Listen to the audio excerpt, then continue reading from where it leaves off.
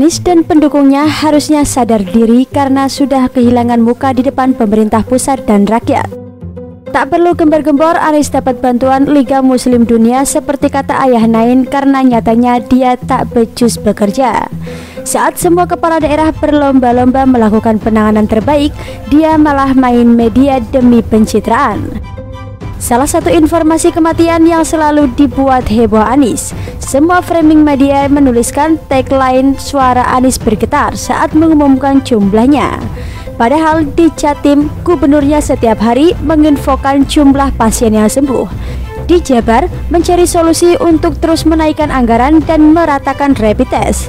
Lebih keren lagi yang dilakukan Jawa Tengah, hingga menuai pujian dari Doni. Ganjar tak hanya produksi massal secara mandiri untuk APD dan rapid test di daerahnya, ia juga melakukan solusi jitu pada pemudik. Seperti dilansir kumparan.com, Kepala Gugus Tugas Penanganan Virus Corona Doni Monardo menyinggung langkah-langkah yang dilakukan Pemda dalam menangani virus corona. Doni menyinggung masih banyak masyarakat yang tidak patuh meski Pemda telah mengeluarkan kebijakan yang tegas. Dalam rapat virtual bersama Komisi 8, Doni memuji kebijakan yang dilakukan oleh Gubernur Jawa Tengah Ganjar Pranowo dalam menangani kasus corona di wilayahnya. Ia pun berharap apa yang dilakukan Ganjar di Jawa Tengah dapat menjadi contoh bagi Pemda lainnya. Kepatuhan masih rendah, tapi kami terus berkoordinasi dengan Pak Gubernur Ganjar.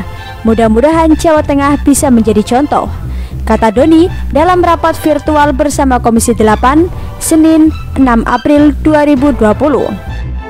Hal-hal yang perlu dicontoh menurut Doni adalah program di Jawa Tengah yang menjemput warganya dari Jakarta yang sudah tidak berpenghasilan karena wabah corona.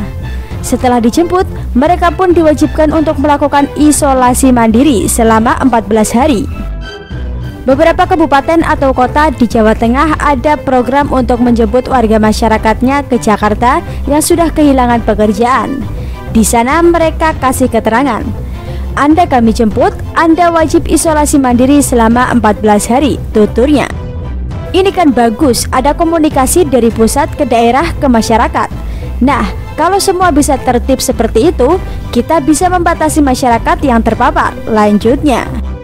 Selain itu, Doni juga menyinggung pentingnya alokasi anggaran kepada instansi-instansi yang membantu pencegahan corona di daerah-daerah. Ia pun meminta daerah memiliki rencana berkelanjutan untuk menangani wabah ini. Saya sudah melaporkan kepada pimpinan Komisi 8 pentingnya kita menyusun continuity plan dan mengalokasikan dana kepada BPBD. Sekarang terlihat mana kepala daerah yang peduli kepada kepentingan masyarakat dan mana yang sama sekali acuh saja. Jadi ini menjadi koreksi bagi kita, pungkasnya. Pernyataan Doni ini sekaligus menjadi sindiran telak bagi Anies yang acuh dengan warganya. Saat ini seharusnya yang dilakukan kepala daerah adalah membatasi kontak antar warga terutama dengan daerah zona merah.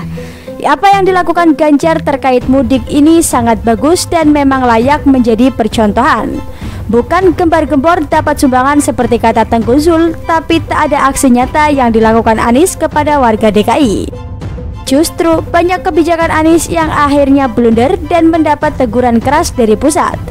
Masih ingat dengan pembatasan moda transportasi MRT, LRT, dan Transjakarta beberapa saat lalu yang menyebabkan antrean panjang? Ini semua akibat keteledoran Anies, maka wajar kalau saat ini peningkatan kasus COVID-19 di DKI Jakarta meningkat sangat tajam. Untungnya, saat itu Jokowi langsung turun tangan melarang pembatasan transportasi massal. Kini Anies lagi-lagi ngebet membatasi moda transportasi dan ingin Jakarta di lockdown. Nanti kalau ada eksodus besar-besaran dari kota ke daerah, siapa yang bertanggung jawab? Tentunya bukan Anies. Padahal setiap kebijakan harus dilakukan dengan koordinasi banyak pihak. Saat Ganjar bisa memproduksi sendiri APD di daerahnya termasuk rapid test, Anies masih sibuk mengumumkan jumlah jenazah. Kasihan sekali warga DKI yang ketiban pemimpin sepertinya. Inilah bedanya pemimpin yang berpihak pada rakyatnya dan pemimpin yang sibuk menaikkan citranya. Saat Ganjar meniru belusukan Presiden Jokowi untuk menemukan solusi dari setiap masalah, Anies malah menjadi sumber masalah dengan menambah jumlah pasien lewat aturan kerumunan yang ia keluarkan. Setelah berhasil membuat kerumunan dengan nama bagi-bagi masker, Anies kembali membuat kerumunan dengan bagi-bagi sembako. Padahal di daerah yang jauh dari metropolitan, Ganjar berhasil menerapkan kebijakan isolasi mandiri dan membatasi kontak dari zona merah ke daerah asal. Inilah buktinya belusukan ala Presiden Jokowi dan Ganjar lebih tepat sasaran ketimbang Anies yang bisanya menambah masalah.